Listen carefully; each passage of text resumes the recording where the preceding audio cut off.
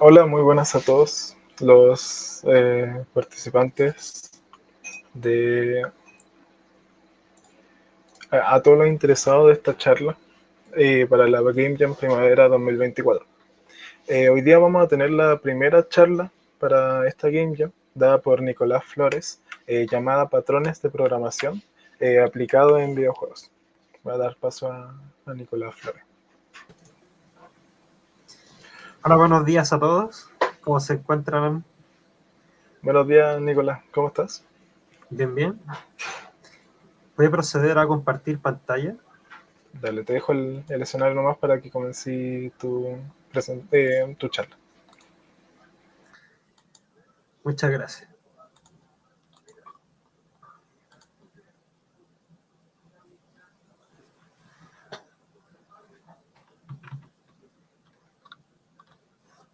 Bien, ahí veo que se está mostrando.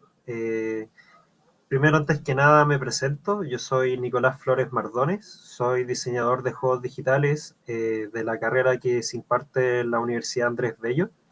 Actualmente soy coordinador en la Universidad Bernardo Higgins. En este caso, además de coordinador, soy docente. Imparto varias clases allá, principalmente de programación y de diseño. Y en este caso les vengo a traer esta siguiente presentación sobre patrones de programación aplicados en videojuegos. Y además dejo este link que ven en la esquina, que es un código QR que les trae esta misma presentación, ya que es una presentación destinada a aprender y mostrar igualmente algunos ejemplos de código. Entonces, de antemano les comento que a pesar de que los patrones de programación son ideas que son aplicables a muchos lenguajes de código, esta presentación está fuertemente basado y presentado con ejemplos de Unity en C#. Entonces, si ustedes se manejan con alguno de esos elementos, les va a ser aún mucho más eco todos los que les voy a mencionar. Adicionalmente, hay un montón de imágenes que he sacado de este sitio web. Si hay alguien que le quede interesando este material o este tema, les recomiendo visitar este sitio web que les puede permitir darles plantillas de código o ejemplos que les pueden ayudar a implementar todo lo que vamos a ver ahora. Adicionalmente, bueno, si ustedes tienen después ya en la Jam ganas de, por ejemplo, aplicar esto, siempre pueden pedirle ayuda a ChatGPT. Ahí ustedes ven qué nivel de apoyo les puede proporcionar la herramienta para poder estudiar y cómo les podría ayudar a lo mejor a implementar esto.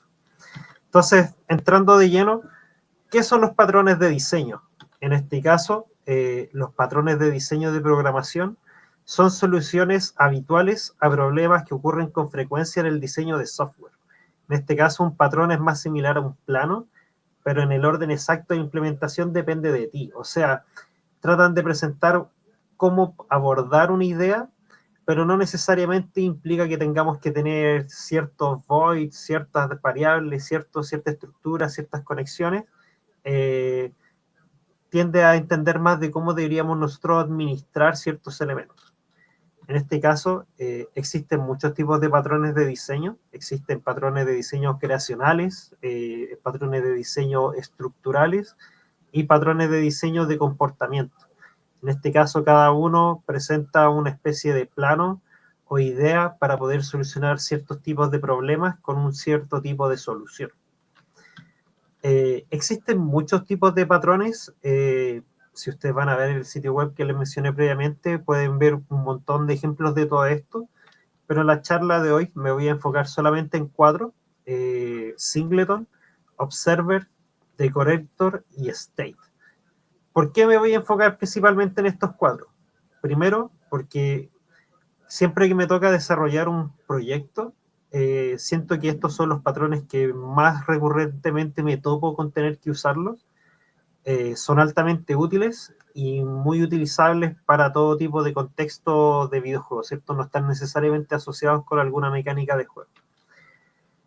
Entonces, vamos de lleno con el primero. En este caso, Singleton, yo creo de que si hay alguien que conozca de algún patrón, el que más probablemente sepan ya de antemano es Singleton. Pero si no lo conocen, piensen que tenemos la necesidad de gestionar, por ejemplo, muchos recursos globales y además necesitamos tener acceso global a información sobre el estado del juego y ser accesible de diferentes escenas y objetos sin crear dependencias innecesarias. Por ejemplo, tenemos un Sync Manager, tenemos el Audio Manager, el inventario, tenemos que tener nuestro progreso, el sistema de guardado, y hay un montón de elementos que están andando en código que nosotros necesitamos ver cómo acceder a él sin tener que generar constantemente referencias y dependencia entre estas, ¿cierto? No sé, agarré una moneda en el juego de Mario, ¿cierto? Todos nuestros prefabs de Mario básicamente tienen una referencia al inicio de la escena hacia ese manager. Bueno, en este caso podríamos solucionarlo utilizando una estructura, más bien un patrón creacional llamado singleton. Singleton propone dos cosas. Primero, tener una única instancia de una clase. En este caso, el nombre de single viene de uno, ¿cierto? Y que sea accesible globalmente. En este caso, solamente haya una instancia, un objeto, que sea el que tome el puesto de ser el que se encarga de la clase. O sea, no pueden haber múltiples instancias que sean de ese objeto. Esto es muy útil cuando uno tiene que utilizar, por ejemplo, un manager. Por ejemplo, si uno quiere hacer algo que se administra, por ejemplo, los niveles o tu salud o las vidas, ¿cierto? Puede permitir facilitar el control de la gestión de los recursos y las configuraciones. Igualmente permitiría mantener un cierto orden, pensando en que, por ejemplo, no tendría dos entidades que tienen esto. Hay que ver cómo resolver el tema de, tengo una clase que va a administrar esto, ¿cierto? Va a administrar a lo mejor los niveles o la salud. Pero ¿cómo me aseguro que efectivamente solo vaya a haber una instancia y que vaya a ser de acceso global? En este caso, y igualmente de disclaimer al público, les voy a mostrar algunos códigos de ejemplos que les pueden permitir como entender parte de la estructura o de cómo funciona y cómo nosotros podríamos esto irlo implementando en el mismo Unity. Primero, singleton, para que funcione, necesita una variable estática en este caso, o más bien una forma de que me permita acceder a la clase.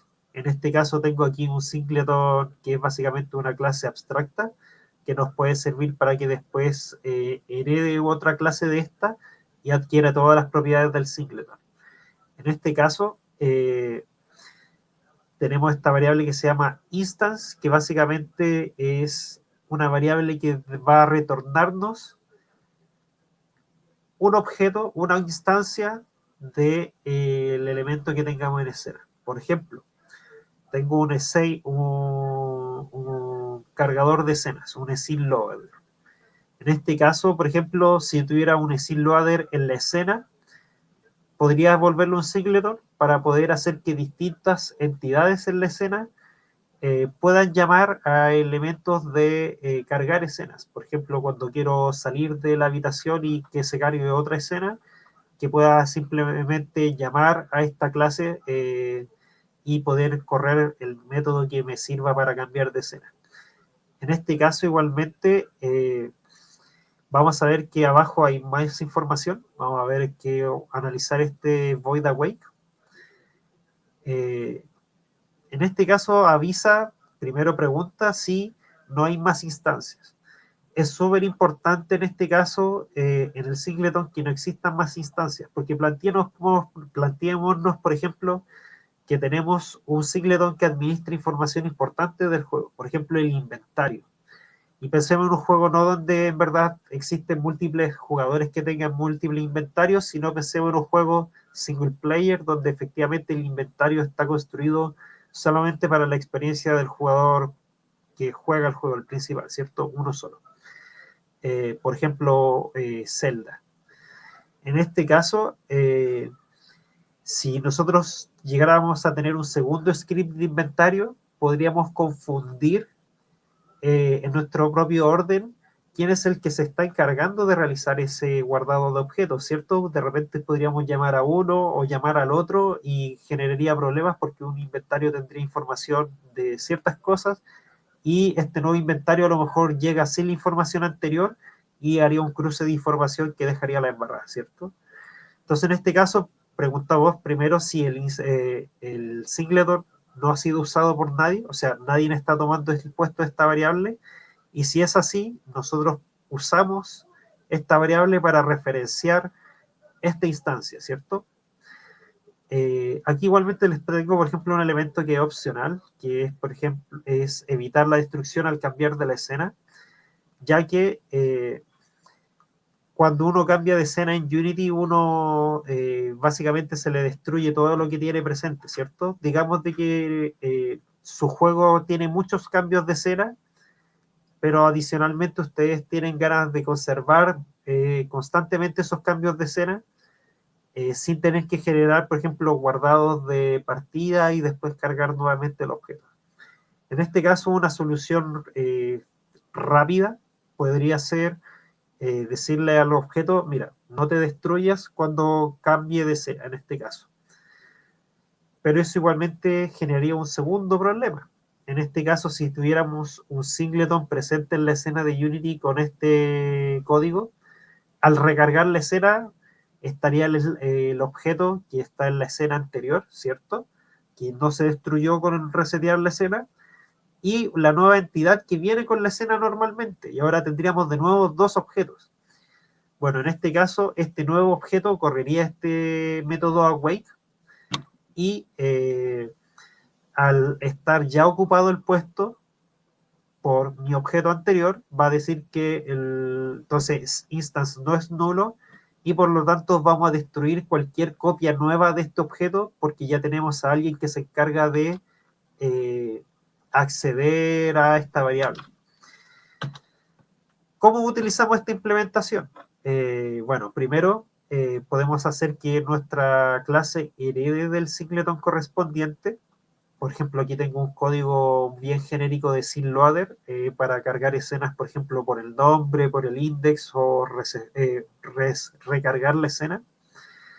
Y, por ejemplo, digamos de que tengo, por ejemplo, acá, muy simplemente, un código de que del jugador en su salud, cuando se le acaba la salud, va a correr el método de que murió. Y yo, por ejemplo, quiero decir, ya, cuando el jugador muera, quiero que se recargue la escena. En este caso, utilizo el singleton, llamo a la clase, presiono punto para acceder a un elemento de la clase, accedo a la variable instance que declaramos en el singleton previo, y después accedemos a una de las variables públicas que tenemos en esta clase. ¿Cuáles son los beneficios de realizar estos pasos en vez de hacer, por ejemplo, que reloj de scene sea simplemente un public static, ¿cierto? Y no ahorraríamos, por ejemplo, el proceso de hacer que de escribir instance y podría ser simplemente scene_loader.reload_current_scene, ¿cierto? Los beneficios que tiene de hacer static esta variable que nos permite llamar a la clase es que esa clase existe en la escena.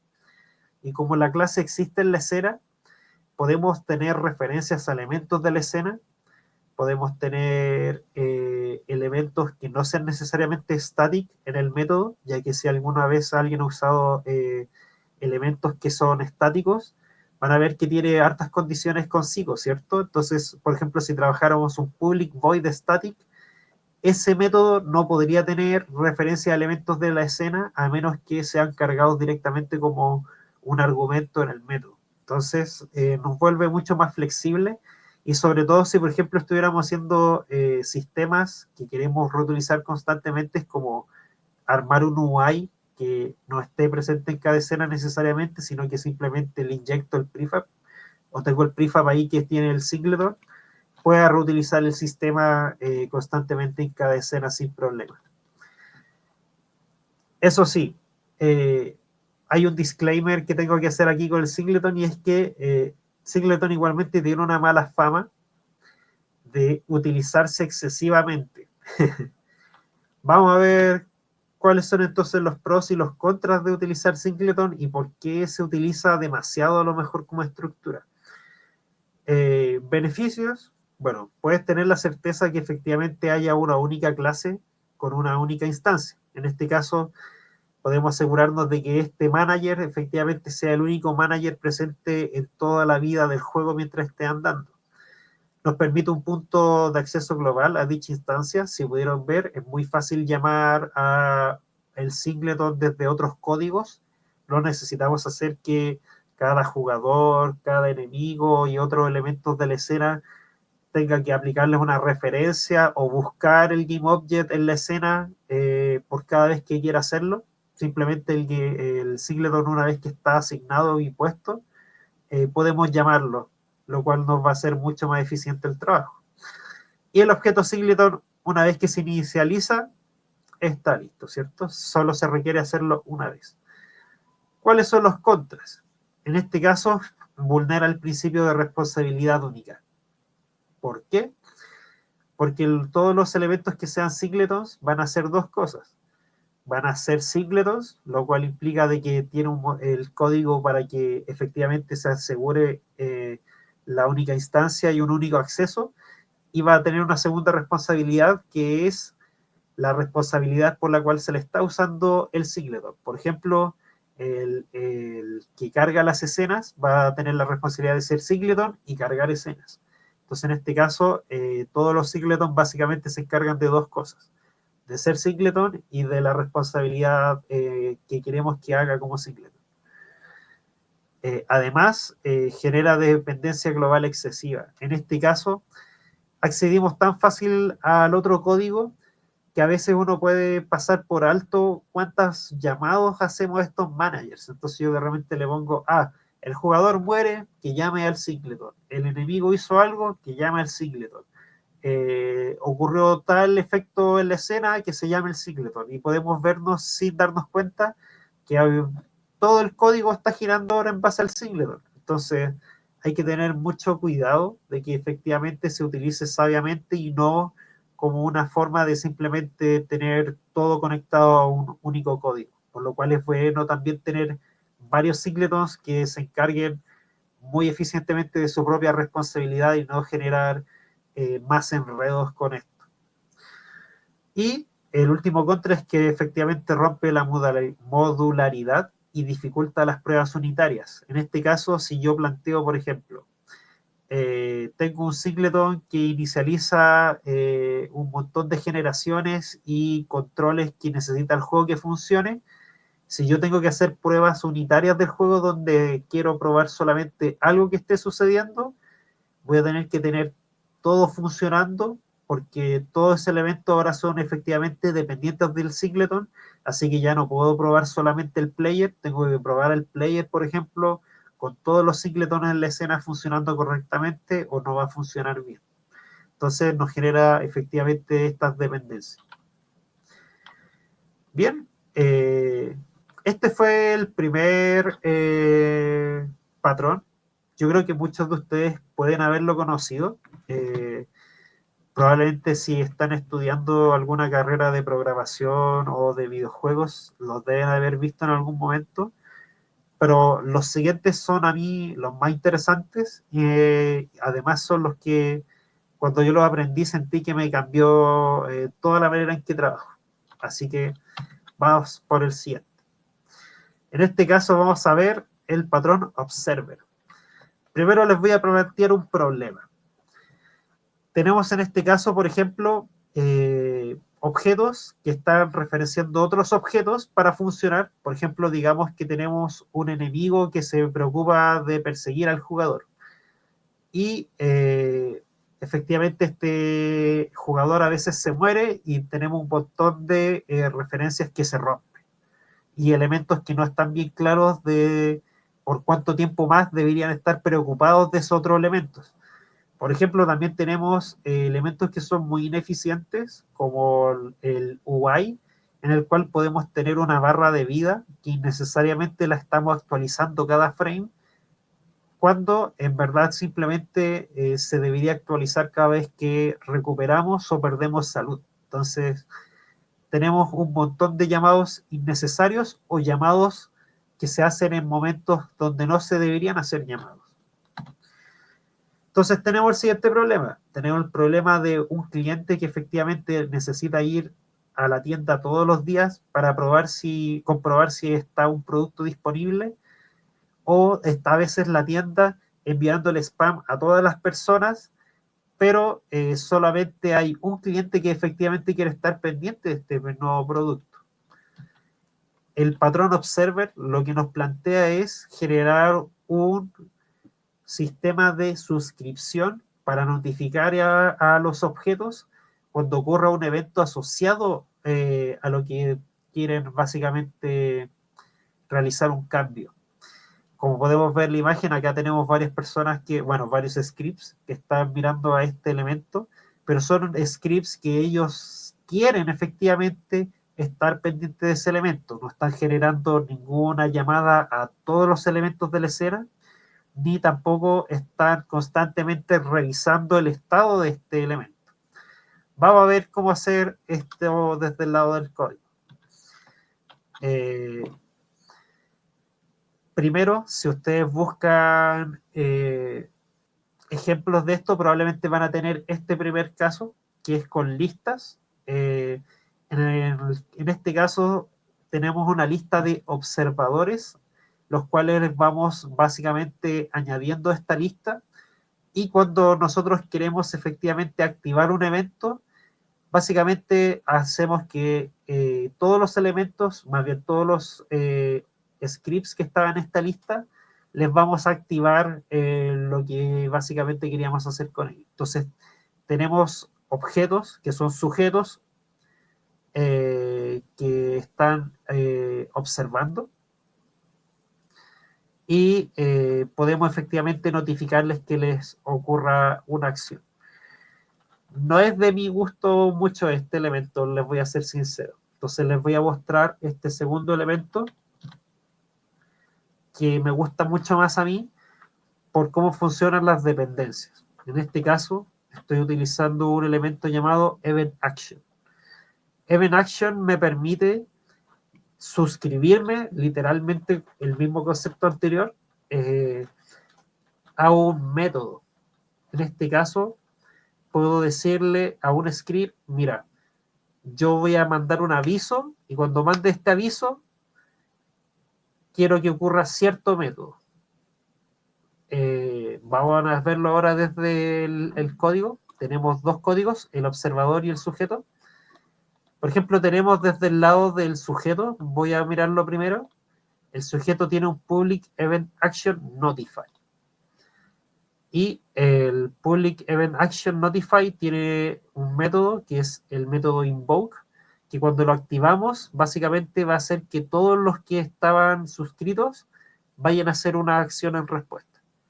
Si se percatan, el código que les estoy mostrando acá es mucho más breve que el anterior, y por eso es mucho más eficiente para mí, y además es mucho más cómodo en el sentido de que se hace desde los observadores hacia el sujeto y no desde el sujeto hacia los observadores. En este caso, el código van a ver que tiene una interrogación. Es muy importante ese elemento, porque evita, por ejemplo, errores al generar el invoke y que no haya nadie que esté suscrito, porque si no se genera básicamente que se hace un llamado y no le llega a nadie, y como es nulo, va a generar un error en Unity. Entonces, siempre es importante tener, cuando uno utiliza Event Action, esta interrogación y después la llamada. Entonces, al invocar el evento Notify, todos los observadores suscritos a este subject ejecutan este método que tengo acá que se llama onNotify. Ahora, desde el observador hay dos cosas importantes. Primero, la acción de suscribirse al elemento no es automática. En este caso tenemos que en alguna parte declarar, o más bien indicar, que queremos suscribirnos a ese elemento. Entonces, por ejemplo, aquí tenemos el observador, y yo tengo acá un método que es registrar el observador. Entonces, teniendo un subject, yo le puedo decir, mira, cuando el subject notifique, o sea, que active su evento, más igual on notify. O sea, cada vez que se active notify de subject, va a correr el método onNotify. Igualmente es importante tener el método para desuscribirse, ya que si el objeto muere, este objeto del observador podría generar llamados y efectivamente generar problemas. Entonces hay que tener claro igualmente en su ciclo de vida de registrarlo en el momento en que lo quiero que esté atento y de suscribirlo cuando ya no tiene que estar más pendiente del objeto. Y en muchos casos en Unity o mecánicas de suscripción suele ser al morir el objeto. Pros y contras. En este caso, un beneficio es que efectivamente tiene el principio de abierto y cerrado. Puedes introducir nuevas clases suscriptoras sin tener que cambiar el código de la notificadora. En este caso, si se dan cuenta, es el que tiene que estar pendiente el que tiene el código. En este caso ya no es alguien que está funcionando como de manager revisando y administrando cada elemento, sino que es cada objeto el que está pendiente de decir, mira, ocurrió una alarma de incendio, yo como bombero tengo que ir. Entonces, cada uno tiene su propia responsabilidad bien puesta. Además, puedes establecer relaciones entre objetos durante el tiempo de ejecución. O sea, no necesariamente tiene que estar cada elemento conectado desde siempre. Podemos empezar a suscribir elementos o desuscribir elementos en runtime y generar elementos dinámicos. O sea, a veces está pendiente, a veces no está pendiente y podemos manejarlo en base a nuestras propias mecánicas. Y un contra asociado es que los suscriptores son notificados en un orden aleatorio. Eso puede ser negativo dependiendo de qué tipo de mecánicas se generen. Piensen que a lo mejor estoy formando a un grupo de personas. Yo digo, ya, quiero que todos ustedes estén pendientes. Pero cuando ellos efectivamente respondan a mí, este grupo de personas no va a tener noción si fueron ellos los primeros en responder, o los segundos, los terceros, los cuartos.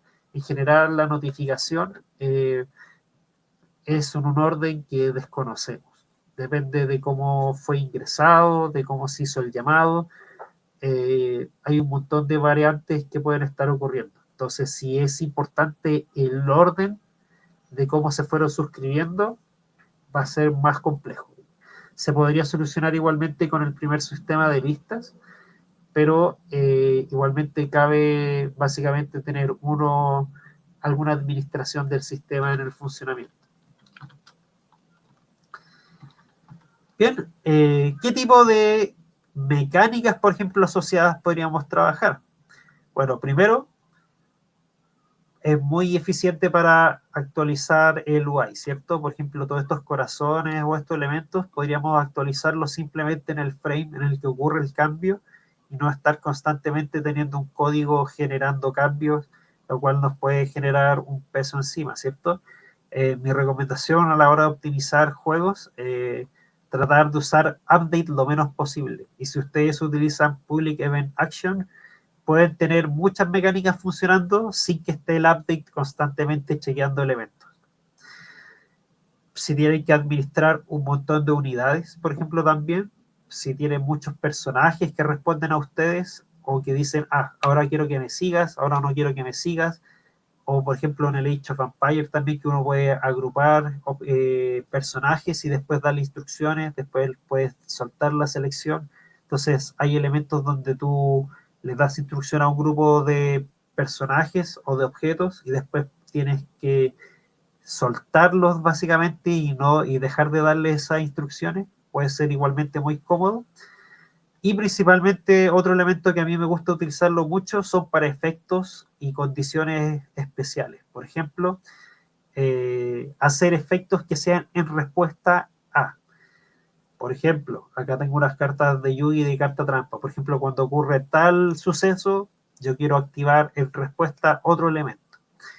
o en muchos efectos de RPGs, tiene muchos efectos donde, por ejemplo, cada vez que a mí me pegan, yo enveneno al enemigo, ¿cierto? Hay como un Pokémon tipo veneno, ¿cierto? Entonces puedo hacer de que hago un evento onda match cuando recibo daño, y puedo hacer que en respuesta cuando recibo daño ejecuto el método donde intento envenenar a mi contrincante. Entonces pueden efectivamente generar un montón de efectos de respuesta de manera más fácil. Bien, vamos por el tercer elemento, vamos por el decorator. En este caso, el decorator presenta un problema que es mucho más específico que los demás, no es tan común, pero sí su manera de abordarlo me parece tan interesante que lo decidí igualmente añadir. En este caso, tengo el problema de agregar funcionalidades a elementos sin modificar el código base.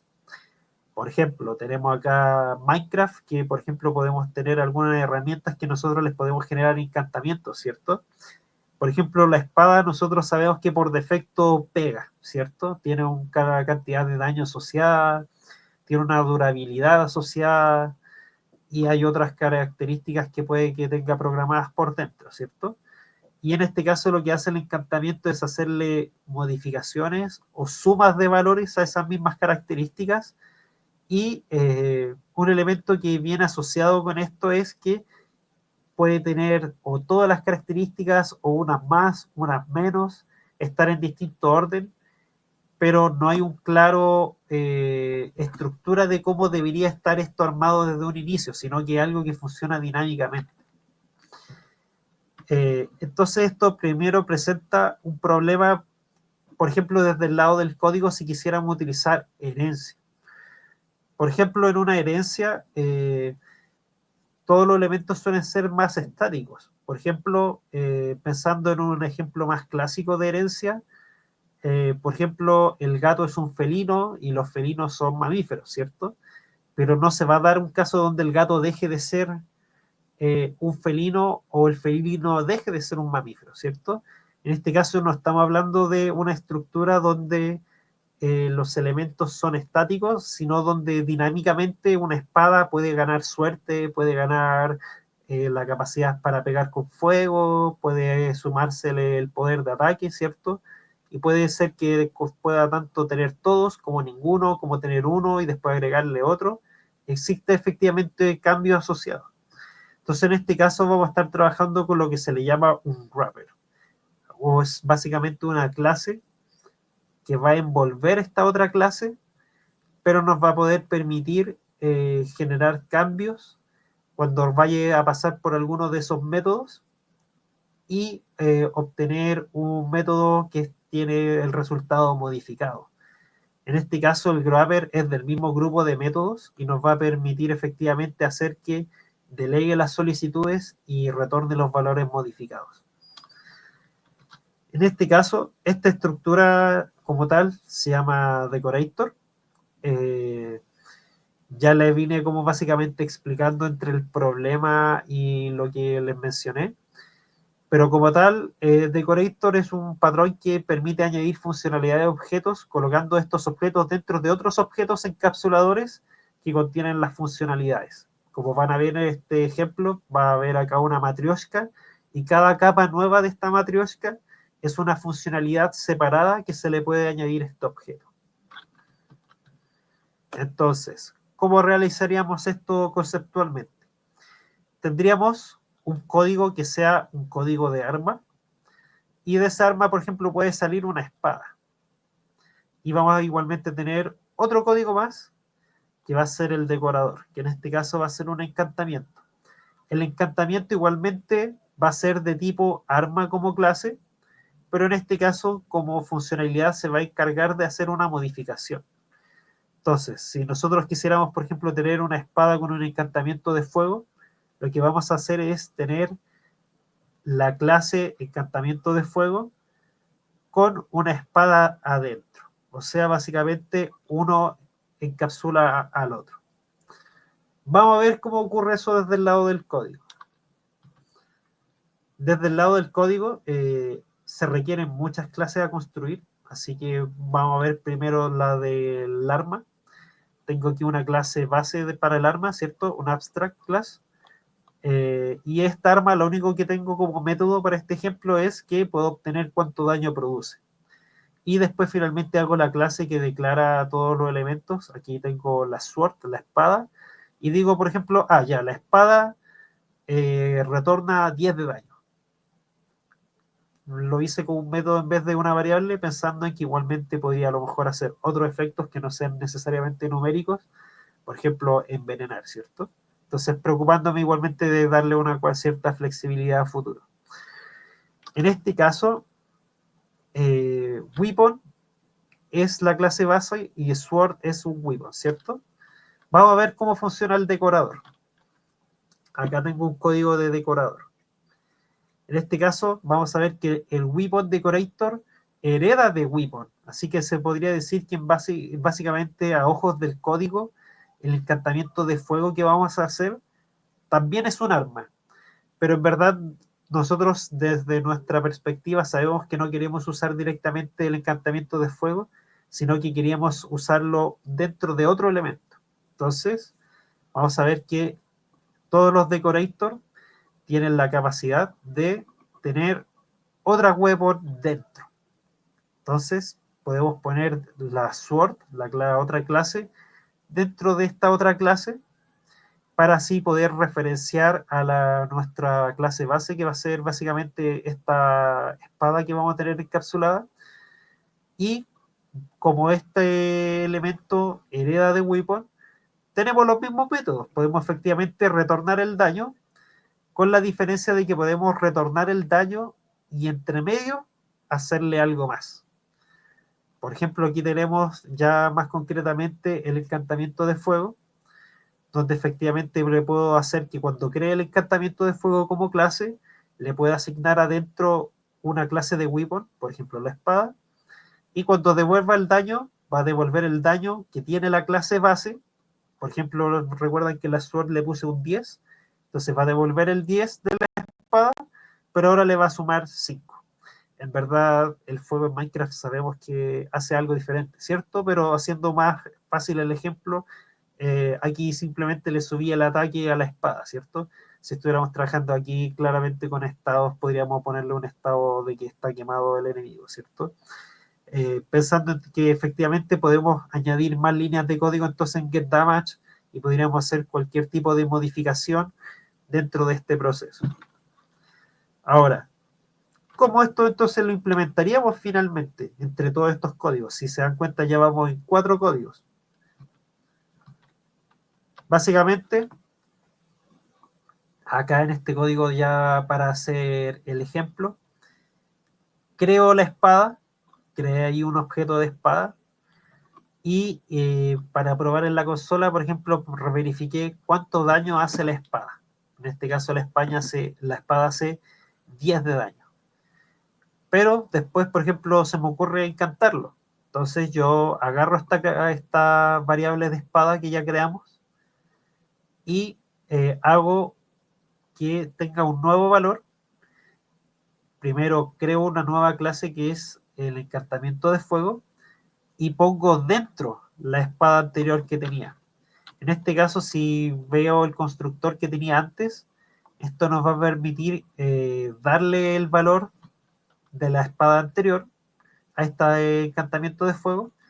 Y si ahora efectivamente hago el debug.log de getDamage, voy a obtener el daño que tiene la sword original, más el efecto que haga la clase del encantamiento de fuego.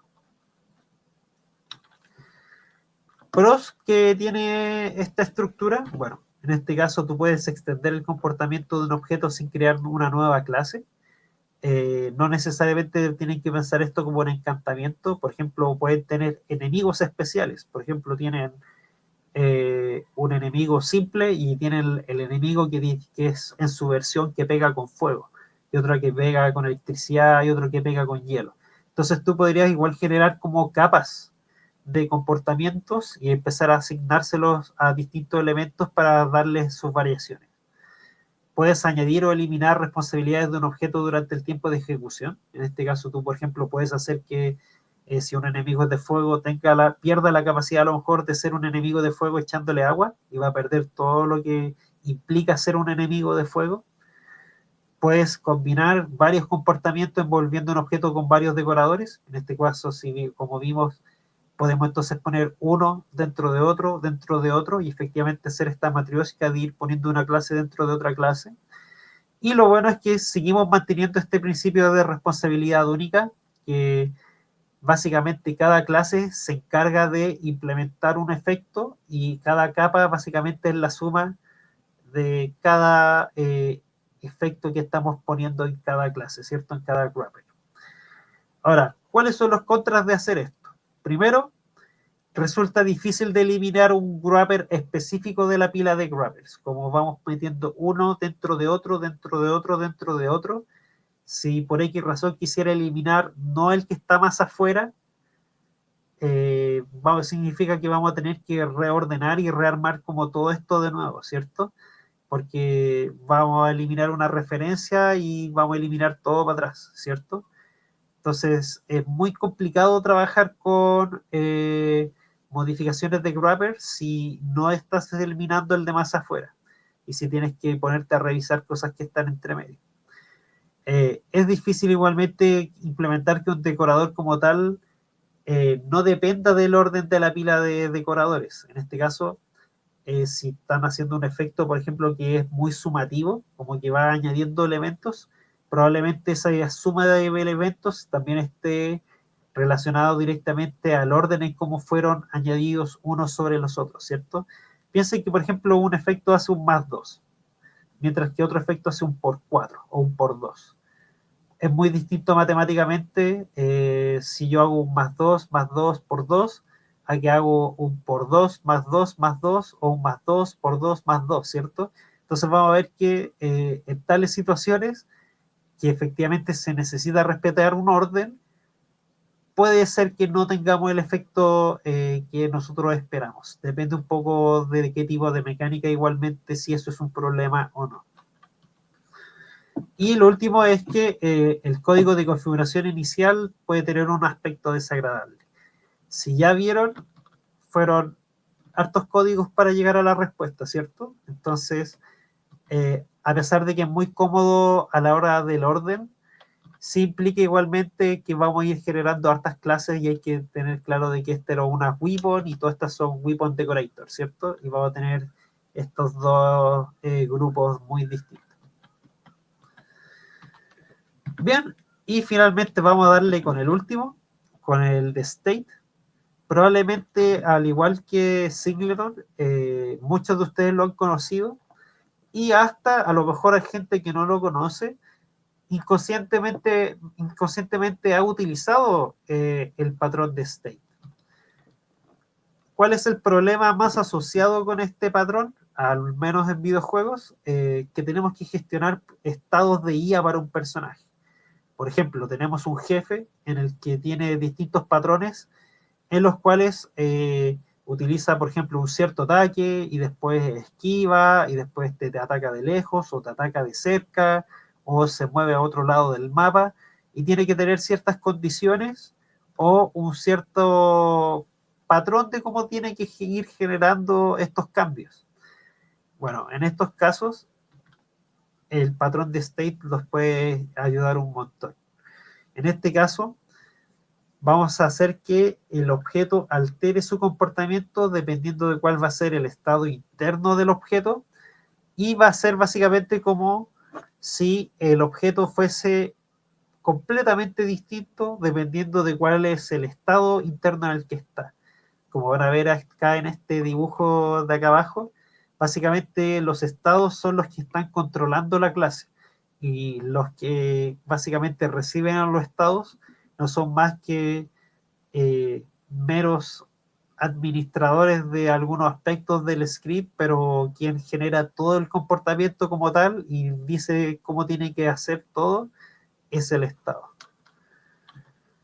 El elemento de estados igualmente está muy ligado a las máquinas de estado finito. la máquina de estado finito en sí implica de que esto tiene un número finito de estados, o sea, en este caso los estados no se están creando en runtime, nosotros ya los definimos previamente, y dentro de cada estado único el programa igualmente se comporta de forma diferente y puede cambiar a otro estado, siendo cada uno de estos cambios transiciones que tienen reglas predeterminadas.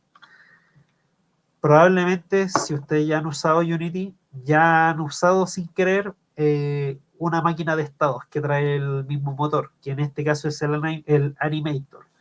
El Animator, por ejemplo, siempre está en un solo estado y tiene estas condiciones que indican en qué estado ahora debería estar, ¿cierto? Pensando en este mismo sistema, en videojuegos, los enemigos, desde el aspecto mucho más clásico sobre todo, suelen tener estados. Pueden estar, por ejemplo, en este caso es un enemigo del juego de Metal Gear Solid, el de Play 1, PSX, etcétera. En este caso, por ejemplo, puede tener un estado de patrulla. El estado de patrulla en sí implica ciertas reglas. Por ejemplo, que avance en su área determinada de patrulla, o que camine en una cierta dirección y vuelva, o que busque por X lado, ¿cierto? Entonces, el estado de patrullas tiene un montón de comportamientos asociados a él. Pero nosotros también podemos tener transiciones hacia otros estados, y estas transiciones van a tener condiciones asociadas. Por ejemplo, una condición para cambiar de estado es encontrar al jugador, ¿cierto? Y cuando encuentra al jugador, me acabo de percatar que acá le puse el estado patrulla a todo, disculpen.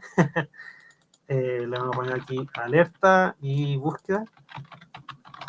Ahí me equivoqué, disculpen. Al tener un encuentro, básicamente entra en estado de alerta. Ahora en estado de alerta te empieza a disparar, te persigue, el enemigo sabe dónde estás y tiene un comportamiento nada que ver con el código de patrulla, ¿cierto? Si analizamos hasta cierto punto, todo lo que tenía el código de patrulla, fuera de los elementos base como la vida y cómo se define el movimiento del personaje, es código que no sirve a lo mejor para el estado de alerta. Entonces, esos son códigos que podemos, por ejemplo, separar a través de este patrón. Igualmente, existen otras condiciones asociadas, por ejemplo, para salir del estado de alerta, por ejemplo, perder de vista el objetivo una cantidad de segundos, y con eso va a entrar a un estado de búsqueda en que va a empezar a buscar al azar en distintos lugares, y después de X tiempo transcurrido nuevamente, va a decir, ah, bueno, se fue o no lo pillamos, y va a volver a entrar en su estado anterior. Igualmente, esta máquina de estados está hecho aquí para hacer un ejemplo. Por ejemplo, tiene más estados el enemigo. Por ejemplo, ¿qué pasa cuando está inconsciente? Estar inconsciente igualmente un estado. O que muera el enemigo. En sí, sobre todo en los juegos más modernos, la muerte no necesariamente implica de que desaparezca de la escena. Sobre todo porque otros enemigos pueden ir y pillar el cuerpo muerto, y implica que entren a lo mejor en estado de búsqueda. Entonces van a ver que efectivamente esto se puede entrelazar en distintas condiciones y patrones dependiendo de cuáles sean las mecánicas del juego. Bien, les voy a dar aquí bien brevemente como el código de cómo funciona el State Machine. En este caso, el State Machine va a ser el que se preocupe de controlar los estados. Y digo que tiene un estado actual. ¿Por qué? Porque solo puede estar en un estado, ¿cierto? Entonces digo en qué estado actual va a estar. Igualmente declaro los demás estados.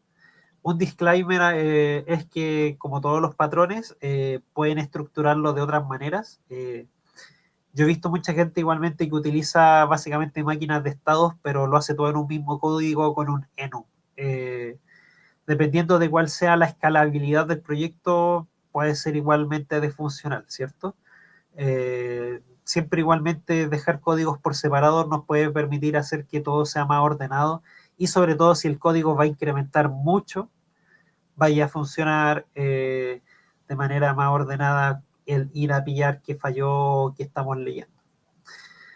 Bien, la máquina de estados básicamente se preocupa de, primero, ejecutar el estado actual, que lo podemos ver en el update, y también de cambiar los estados. Vamos a tener ahora, eso sí, que a revisar el funcionamiento del estado para entender más allá este código. Les voy a mostrar, por ejemplo, un estado aquí en sí. Vamos a ver que el estado puede tener una referencia al state machine, sobre todo es importante si el estado tiene que ser consciente de el estado, más que el estado, como de características del personaje. Por ejemplo, el enemigo huye cuando tiene poca salud. En este caso, por ejemplo, le puedo poner la salud en el state machine, o efectivamente es un script aparte de salud en el game object. Entonces, efectivamente, el estado puede llegar a tener referencia a otros elementos si hay algún elemento importante a revisar para generar el cambio de estado. El estado en sí, aparte de hacer la lógica que tiene que hacer durante su estado, tiene que tener conciencia de tres elementos muy importantes. Cuando se entra al estado, tiene que asignar todos los elementos que sean importantes que estén pendientes. Por ejemplo, al entrar al estado, me percato de asignar las referencias que necesito para mi código. O a lo mejor reinicio ciertos aspectos, o al entrar al estado de alerta, reinicio este contador de 99 segundos que tienen que pasar. Entonces, cada vez que vuelvo a entrar al estado de alerta, o de búsqueda de alerta, vuelve a efectivamente estar en el timer al máximo, ¿cierto? Ahí pueden ver distintas mecánicas dependiendo de qué es lo que se esté haciendo. Lo segundo es ejecutar efectivamente la lógica. Por ejemplo, si estamos en una patrulla, bueno, que vamos a administrar que vaya de cada punto a cada punto. Y la última es de salida, ¿cierto? Hay algunos estados que es importante a lo mejor limpiar parte del proceso porque son elementos que no vamos a seguir usando, o que al salir de su estado es importante que lo deje de hacer. Por ejemplo, cuando un soldado sale de su estado de búsqueda, a lo mejor en exit, cuando sale del estado, hace la llamada como al cuartel general para decir, mira, aquí está todo ok ahora. Y esa es su última acción, que no es una acción necesariamente que la hace en la ejecución, sino que solamente en la salida del estado. Y podemos ver acá un ejemplo de código final en la parte inferior, que efectivamente todos los estados después pueden heredar de esta plantilla de estados, y puedo decir, ya, puedo aquí insertar mi lógica cuando entra el estado, puedo insertar mi lógica cuando se ejecuta el estado, y puedo insertar mi lógica cuando sale del estado. ¿Cuáles son los beneficios? Bueno, primero, el principio de responsabilidad única se respeta, el código es mucho más organizado en esta manera. Igualmente se respeta el principio de abierto y cerrado, se puede hacer que igualmente los estados sean muy independientes de lo que hacen, y se puede simplificar el código del contexto eliminando elementos de la máquina de estados. Siempre, por ejemplo, las primeras veces que yo generé algunos voces para mis videojuegos, terminaba con un código excesivamente largo porque básicamente en un script tenía todo lo que hacía en un combate el personaje. Pero en este caso ahora para mí es mucho más claro de revisar cuando algo falla, porque cuando falla ese comportamiento voy a revisar el script que se encarga de ese comportamiento. Y finalmente un contra es que aplicar el patrón puede resultar a veces excesivo, sobre todo si tiene pocos estados, raramente cambia. Como vieron, en este ejemplo, si hubiera sido solo 3, yo hubiera encontrado igual factible llegar y utilizar un enum y hacerlo todo en un mismo código, ¿cierto? Y si son pocos códigos lo que voy a hacer, puede que efectivamente en vez de separarlo en cada script pueda hacerlo de forma más fácil. O si son solo 2 estados, para eso hago una booleana, ¿cierto? Entonces en este caso efectivamente te permite aumentar la escalabilidad, pero si el elemento es de una escala muy pequeña, es recomendable simplemente hacerlo lo más directamente posible y a escribir el código de la manera que más le acomode. Si están haciendo algo que saben que va a incrementar mucho en tamaño o que tiene muchos estados, puede que efectivamente ahora sí le acomode utilizar efectivamente esta estructura, este patrón. Y bien, fue un poquito extenso. Si vieron, había hartos ejemplos de programación asociados, había harto código.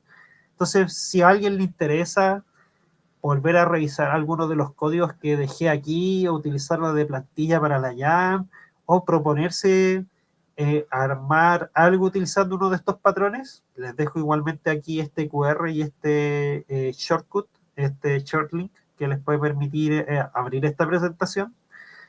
Y no sé si existirá aquí asociado un sistema de preguntas.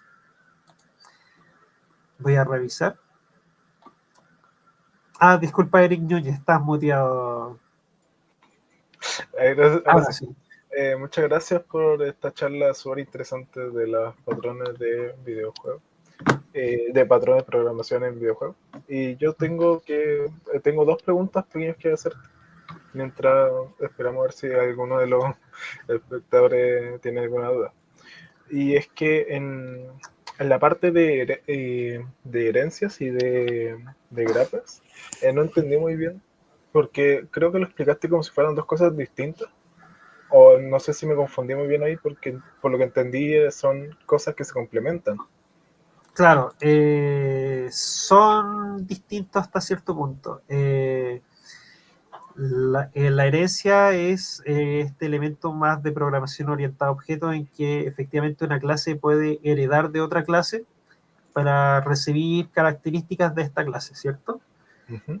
Pero el wrapper en sí, en verdad, es básicamente decir que yo puedo tener una clase que referencia otra clase. Entonces, como esa clase referencia a otra clase, me permite decir, esta clase referencia a esta clase, y después puedo hacer un ciclo, o sea, repetir ese proceso.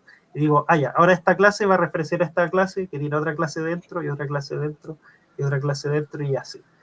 En este caso, para que se cumpla eso, tiene que efectivamente haber un proceso de herencia asociado, porque tienen que ser todas las clases tener un mismo padre, básicamente, para así poder tener que todos puedan ser llamados de la misma manera, ¿cierto? En este caso lo que hice es que en mi ejemplo era Weapon y en los encantamientos eran Weapon Decorators, pero los Weapon Decorators también eran Weapons, entonces a la hora de trabajar en el código, básicamente todas las variables decía que eran Weapons, independientemente si la espada era un weapon o si era un encantamiento de fuego que también era un weapon o si era la clase base de otro elemento, pero si mientras trabajase que todos fuesen weapons, siempre me iba a permitir decir, ya puedo meterle esa clase dentro de la clase, otra clase, otra clase y así, sucesivamente. Entiendo. Entonces son dos cosas que van de la mano, van complementándose, básicamente. Claro. Entiendo. La otra duda que tengo es, ¿qué otros patrones de programación crees que valdría la pena mencionar para los participantes de la Game Jam? ¿Qué crees que les podría funcionar además de los que ya presentaste? Tal vez como de nombre nomás para... Claro, hay hartos patrones, la verdad, pero todos los demás son más complejos. Uno que podría ser interesante para ciertas mecánicas podría ser el builder, que por ejemplo te plantea más ideas de, por ejemplo, necesito construir una casa. ¿Qué componentes tiene la casa y cómo configuro estos elementos individuales para generar básicamente un elemento que es como un todo? Por ejemplo, ese patrón les sirve mucho cuando quieren hacer como generación procedural, sobre todo como de mapas o habitaciones, lugares. Eh, fuera del método, el patrón de Builder, que me acuerde. Hay otro más, pero no me acuerdo del nombre, no te voy a mentir.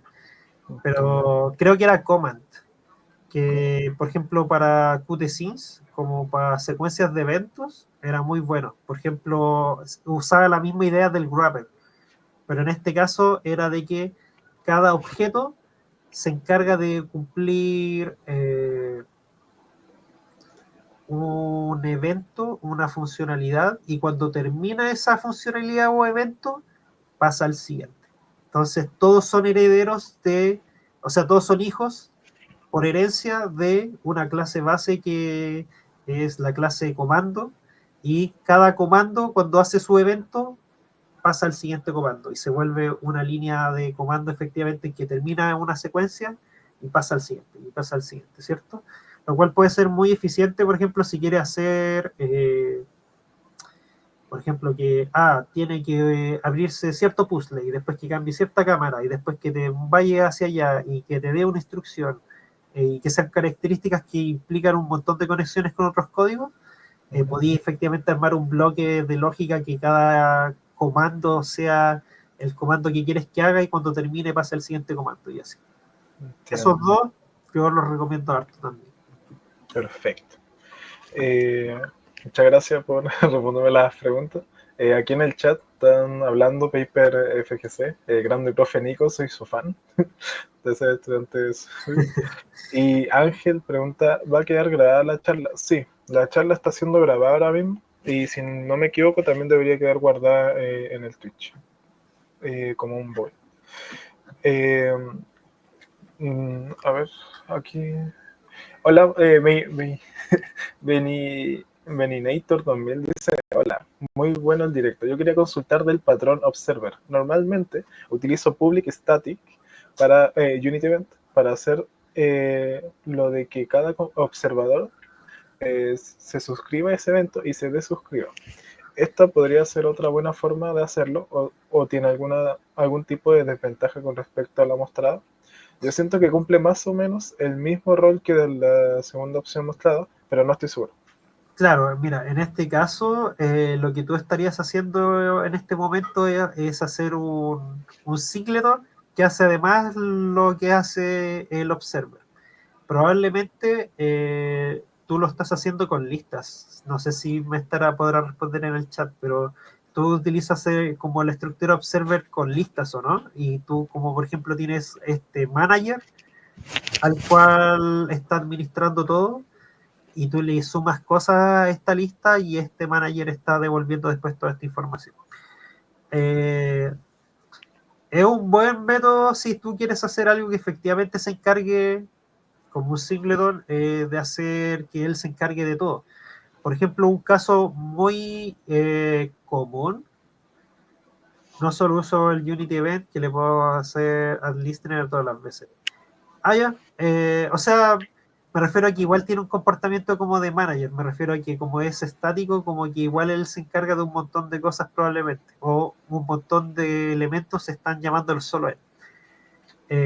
Por ejemplo, hay un caso que es el object pooling, que es para reciclar, por ejemplo, objetos. Por ejemplo, si yo disparo 5 balas, yo creo 5 balas y después si yo disparo 2 balas, en vez de crear nuevas balas, como que voy activando y desactivando las balas que ya existen en la escena para volver a ponerla en distintos lugares y así no ir creando objetos. Por ejemplo, ese es un ejemplo súper claro de querer como administrar centralizadamente con un singleton y además con un observer. Ahora, ¿cuál sería el problema? Es que si tú no estás haciendo algo que sea centralizado, puede ser un problema. Por ejemplo, piensa de que estás haciendo un comportamiento, por ejemplo, como, digamos, como de tropas, pero ya no es como el Age of Empires, que es como tan tú a solo un elemento, sino que hay distintos capitanes con distintas tropas. Entonces, cada capitán tiene que encargarse de su tropa. Tú no podrías usar ahí un public static, porque entonces cada capitán se pisaría el código de quién es el que se tiene que encargar de esa variable, ¿cierto? Entonces, yo recomiendo el sistema de suscripción por eventos si tienen que efectivamente hacer que todo sea muy modular y que nadie sea dependiente de otro elemento. O más bien que no Muchas gracias, o igual a todos los que están comentando sus preguntas, están haciendo comentarios. Ahí le respondí igual una vez más. Dice, es verdad, hasta ahora nunca necesité para objetos de más de una instancia. En esos casos no podría hacer lo que hago. Muchas gracias. No sé si alguno más tiene alguna pregunta de los que están viendo el stream.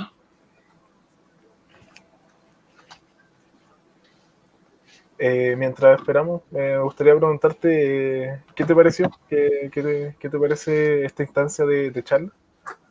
Me parece súper bien. Bueno, yo soy igualmente como docente y coordinador y todo eso, pero yo igual fui estudiante como ustedes. Entonces me parece muy bacán de que se hayan decidido reunir y generar todo esto como desde su parte y no como que venga alguien a generarles las jams y básicamente son mucho más directos entre ustedes como pares en conversar temas, en ver cómo ayudarse, no existe este tipo como de competitividad y egos que a veces existen como entre los mayores, ¿cierto? Como que ustedes tienen esta facilidad de decir queremos como ayudarnos entre nosotros. Y eso lo Eh, encuentro súper bacán. que igual hay muy pocos que están decidiendo estudiar carreras relacionadas a videojuegos. Entonces, creo que eso igual puede ser por cómo uno ve desde afuera las carreras de videojuegos, cuando realmente no es como que vaya a llegar y vaya a jugar. No, es mucho más. Tiene que ver con modelado, tiene que ver con programación, tiene que ver con diseño también. Claro, aunque yo siento personalmente que ahora sí somos hartos.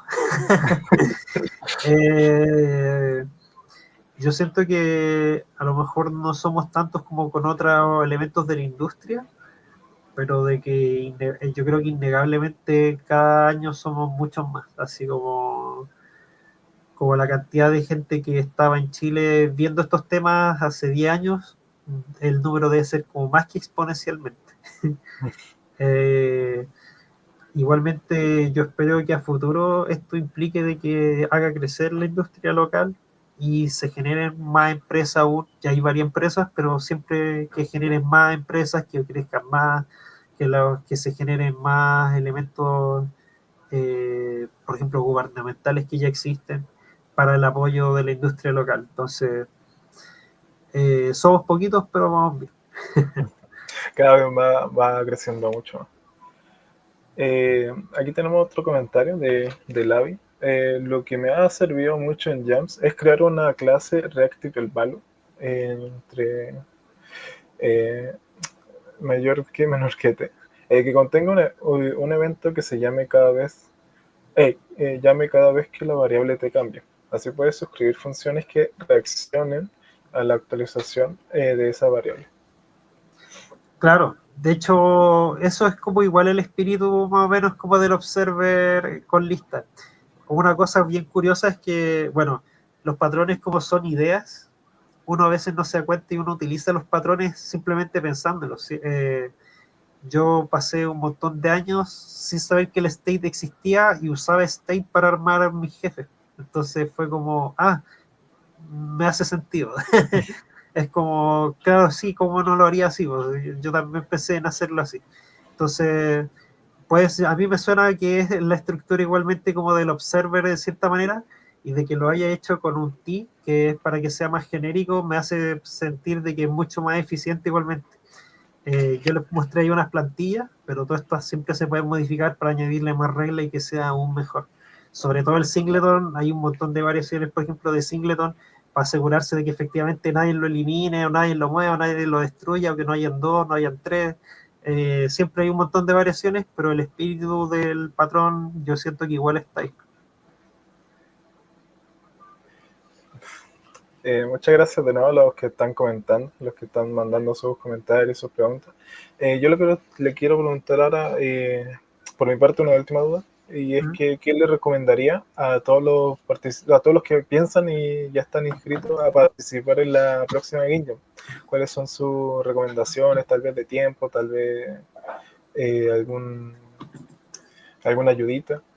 Claro, ¿Qué es lo que le recomienda? yo siempre tengo una recomendación que según yo es como el mejor norte que pueden tener. Preocúpense más de armar algo interesante a que armar cantidad de contenido. En este caso, el tiempo de la jam igual es poco. y aunque igual le extendió en tiempo, uno siempre dice, ah, ya, pero igual quedan días, pero por eso uno después llega como al día final y dice, hoy me falta un montón de sistemas de menú, ni siquiera hay pantalla de título, ¿cierto? Entonces, ir muy al hilo, tipo, eh, queremos hacer este tipo de juego, vayan directo al core central de la idea. ¿Qué es lo que tiene que tener ese juego para demostrar su idea? Y piénsenlo siempre desde qué es lo que hace especial su idea, o qué es lo que hace especial mecanísticamente o visualmente su elemento. Y ojalá cerrar lo más pronto esa idea y después pulirla.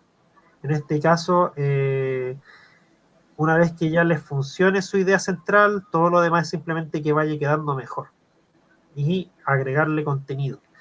Pero si se ponen a armar un montón de contenido desde un inicio y no tienen claro si funciona bien los elementos de su juego, puede que tengan lastimosamente, que me ha tocado ver, que llegue el día del cierre de la jam y no lograron terminar la idea. Tienen un montón de assets, tienen un montón de scripts, de códigos, de cosas que están ahí, pero no cuajan. Entonces, preocuparse siempre de lo central y después viene lo demás. Entiendo. Muchas gracias, entonces, Nicolás, por el espacio, por las recomendaciones y por la charla en general, que estuvo súper interesante y espero que a todos los que alcanzaron a verla y los próximos que lo vean de la resubida o del video, que también les pueda ayudar bastante, más que también para la Game Jam, para sus trabajos en general y para aprender, que es la base de estas charlas. Super. Yo igualmente me despido entonces. Espero que tengan una muy buena jam. Tengo entendido que parten mañana, así que ojalá que tengan ahí unos muy buenos juegos. Muchas Muy buenas. gracias, Nicolás. Nos vemos. Les vaya bien. Igual aquí ya estamos cerrando ya el stream. Muchas gracias de nuevo a todos los que se quedaron hasta este punto. También gracias a todos los que mostraron sus dudas, sus comentarios. Y recuerden que mañana a lo largo de estos días vamos a estar presentando los próximos charlistas. Eh, que todo esto va a estar anunciado también en nuestras redes sociales, en Instagram y en nuestro canal de Discord también. Muchas gracias y nos vemos mañana en la próxima charla.